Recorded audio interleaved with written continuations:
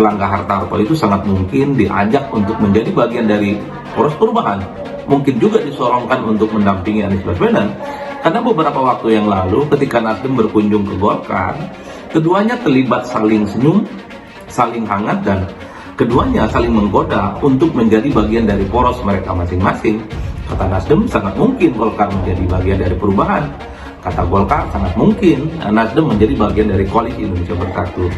Apalagi kalau kita melihat pernyataan elit PKS dan Partai Demokrat, ada ketua umum partai politik yang mengincar posisi.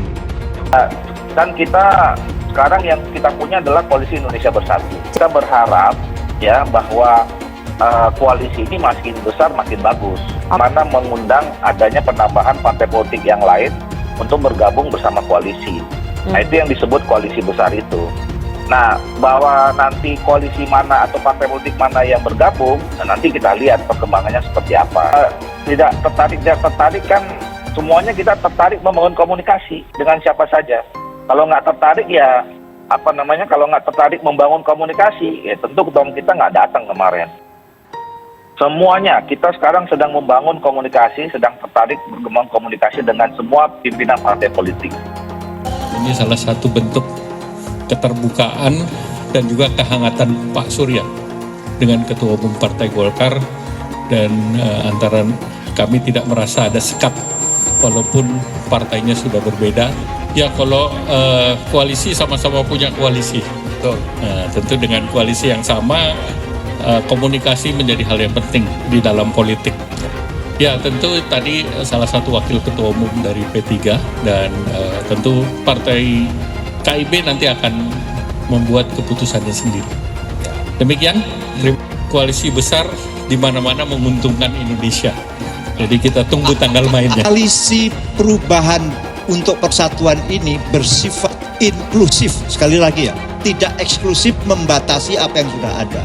Karena kita sadar betul bahwa bangsa sebesar ini naif betul kalau kita hanya seolah-olah mampu dikelola oleh sebagian saja. Kita lebih banyak yang bergabung itu betul-betul karena memang pesan dari seluruh ketua atau pimpinan partai kami, Pak Surya misalnya mengamanahkan, ingat meskipun secara firm sudah mencapai 28,3% presidensial threshold, tapi ayo kalau memang ada partai lain yang ikut bergabung sehingga partai ini, koalisi ini menjadi semakin besar. Menangkan strategi tidak diumbar ke publik, tapi ujungnya pemilu 2024 target Partai Golkar adalah memenangkan Pileg dan Pilpres, dan mulai segera kita akan mempersiapkan kesiapan daripada jaringan yang ada di Partai Golkar, baik itu di tingkat provinsi, kabupaten kota, desa, kelurahan,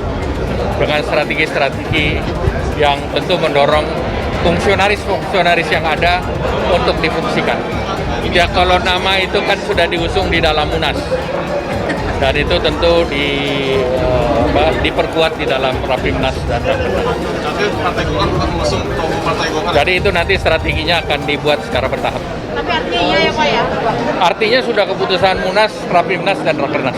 Ya tentu pertemuan silaturahmi itu diperkuat karena untuk pemenangan pemilu kan perlu berkoalisi. Dua skenario koalisi besar ini diprediksi mungkin terjadi di 2024. Dikutip dari detik.com Jakarta, Ketua Umum Partai Golkar Airlangga Hartarto sempat bicara soal kans terbentuknya koalisi besar saat menghadiri acara buka puasa bersama dengan Nasdem, Demokrat dan PKS yang baru mendeklarasikan koalisi perubahan untuk persatuan.